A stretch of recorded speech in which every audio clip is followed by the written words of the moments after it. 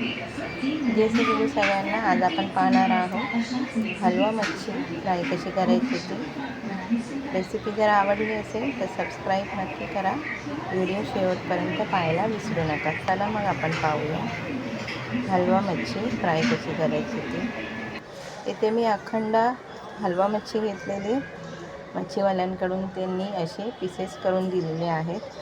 चांगले 2 ते 3 पाण्यामध्ये मी इथे धुवून घेतलेले होते, स्वच्छ धुवून घेतलेले. आता आपण याच्यामध्ये मीठ टाकणार आहे. आधी याला आपण मॅरिनेट करायला 15 ते 20 मिनटासाठी ठेवणार आहोत. जर आपल्याला जमत नसेल तर 10 मिनटं जरी ठेवलात तरी हरकत नाही, पण मिनिमम तुम्ही 15 ते 20 मिनटं नाही तर अर्धा तासही जेवढं मॅरिनेट कराल तेवढी चव चांगली येते आपल्या मच्छीला. इथे मी चवीनुसार मीठ घेतलेलं होतं, 1 चमचा हळद, आणि हा आता अर्धा लिंबू पिळणार आहे. लिंबू पिळायचं हे जे भांडं आहे त्याच्याने मी लिंबू पिळून घेत आहे. चांगला याचा रस काढून घेणार आहे मी. पाहू शकता तुम्ही इथे लिंबू हा अर्धा असल्या कारणाने व्यवस्थित पिळून निघत नाही आहे, त्याच्यामुळे मी चांगल्या ह्याला वाकडा तिकडा करून याला पिळून घेत आहे, कारण याचा रस चांगला निघायला हवा आहे म्हणून. परत त्याला मी दुमडल्याने परत त्याचा रस काढत आहे. चांगल्या ह्याला पिळून घेतलेला आहे. चांगला आपण आता हा लिंबू पिळल्यावरती चांगला आपण या मच्छीला मिक्स करून घेऊया आणि ह्याला 15 ते 20 मिनटं मॅरिनेट करायला ठेवून टाकूया फ्रीजरमध्ये. मॅरिनेट करून ठेवल्याने ना मच्छीला चव एक प्रकारची खूप छान येते. आणि जर तुम्हाला वेळ नसेल तर तुम्ही पटकनही करू शकता, हरकत नाही त्याला. पण मॅरिनेट केल्यावर ते आपला जो लिंबूचा रस आहे तो आतपर्यंत मुरतो मच्छीला, त्याच्यामुळे आपल्याला हे मॅरिनेट करून व्यवस्थित नंतर ह्याला फ्राय करायला घ्यायचं आहे. आपण ह्याला मॅरिनेट करायला ठेवणार आहोत. पाहू शकता तुम्ही इथे मॅरिनेट करून आपलं झालेलं आहे. आता आपण याला मच्छीचा मसाला करणार आहोत. इथे मी तांदळाचं पीठ घेतलेलं आहे छोट्या प्लेटमध्ये, आणि आता मच्छीचा मसाला करायला घेणार आहोत. 1.5 चमचा इथे मी लाल तिखट घेतलेला आहे, 1 चमचा धणी पावडर घेतलेला आहे, 1 चमचा हळद टाकलेली आहे, आणि आता मी याच्यामध्ये 2 असे छोटे चमचे चण्याचं पीठ म्हणजे बेसनचं पीठ टाकणार आहे. चांगलं ह्याला चवीनुसार मीठ टाकलेलं आहे. व्यवस्थित त्याला आता आपण मिक्सिंग करून घेणार आहोत. आधी मिक्स करून घेऊया व्यवस्थित सुका मसाला हा, आणि मग नंतर याच्यामध्ये थोडं थोडं पाणी टाकून ह्याला थोडंसं जाडसर हा मसाला आपण तयार करून घेणार आहोत. एकदम पाणी टाकू नका, थोडं थोडं करून पाणी टाका, कारण आपल्याला हा मसाला थोडासा जाडसर करायचा आहे. अगदी म्हणजे ह्याचा गोळा बनेल असा आपल्याला हा मसाला बनवायचा आहे. म्हणून थोडं थोडं पाणी टाकून मसाला हा व्यवस्थित मिक्स करून घेऊया आपण.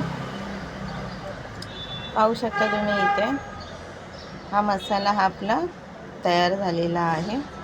आणि आता आपण याला आपली ही जी हलवा मच्छी आहे त्याला असं लावणार आहोत. पाहू शकता तुम्ही इथे. जर कोणाकडे तांदळाचं पीठ नसेल तर ते आपला जो बारीक रवा असतो त्या बारीक रवामध्ये पण आपण मिक्स करून केलं तरी हरकत नाही. पण तांदळाच्या पिठाने व्यवस्थित कुरकुरीतपणा येतो, त्याच्यामुळे मी तांदळाचं पीठ घेतलं आहे. आणि तांदळाच्या पिठामध्ये जर रवा टाकायचा असेल तोही तुम्ही करू शकता. अशाच पद्धतीत आपण आपल्या ज्या मच्छी आहे हलव्याची चांगला आपला हा मसाला याला लावून घेणार आहोत. व्यवस्थित आपण आतपर्यंत मसाला लावून घ्यायचा आहे, कुठेच आपला मसाला राहू नये, त्याच्यामुळे अशाच पद्धतीत आपला मसाला हा लावून घ्यायचा आहे. पाहू शकता तुम्ही इथे. रेसिपी जर आवडली असेल तर सबस्क्राईब नक्की करा, कारण ही मी माझ्या पद्धतीमध्ये दाखवलेली आहे. प्रत्येकाची पद्धत ही घरी मच्छी फ्राय करायची वेगवेगळी असते. काही जण हिरवं वाटण करून सुद्धा घेतात, आणि काही काही जण असं लाल तिखटामध्ये सुद्धा आपली मच्छी फ्राय करतात. मी माझ्या पद्धती तुम्हाला दाखवली आहे. पाहू शकता तुम्ही इथे चांगल्या आपल्या हलव्या मच्छीला मसाला व्यवस्थित लावलेला आहे. आता आपण ह्याला कोटिंग करून घेणार आहोत तांदळाच्या पिठामध्ये. पाहू शकता तुम्ही इथे व्यवस्थित आपण पीठ लावून घेऊया. जर आपल्याकडे हे तांदळाचं पीठ नसेल तर तुम्ही रव्याचाही वापर करू शकता, नाहीतर तांदळाचं पीठ आणि रवा दोन्ही मिक्स करूनही वापरू शकता. आपली इथे कोटिंग करून झालेली आहे. आता आपण तेलात फ्राय करायला घेणार आहोत मच्छी. पाहू शकता तुम्ही इथे हलवा मच्छी असते ही खायला खूप छान लागते.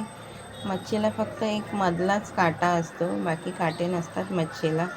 आणि ही मच्छी गरम असते खाण्यासाठी, तर आता थंडीतून फारच उत्तम आहे खाण्यासाठी. खूप छान अशी हलवा मच्छी ही पापलेटचाच एकसुद्धा भाग आहे. पापलेट हे आपले बारीक असतात, हलवा मच्छी ही थोडी मोठी असते, जाडसर असते. पाहू शकता तुम्ही इथे